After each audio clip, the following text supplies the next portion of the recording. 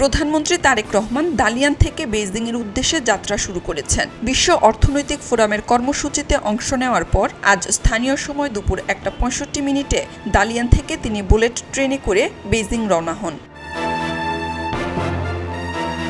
এর আগে প্রধানমন্ত্রী কড়া নিরাপত্তার মধ্যে শাংগ্রিলা হোটেল থেকে জিপে করে রেলওয়ে স্টেশনে এসে পৌঁছান। বেইজিংয়েই প্রধানমন্ত্রীর চীন সফরের মূল রাষ্ট্রীয় কর্মসূচি শুরু হবে।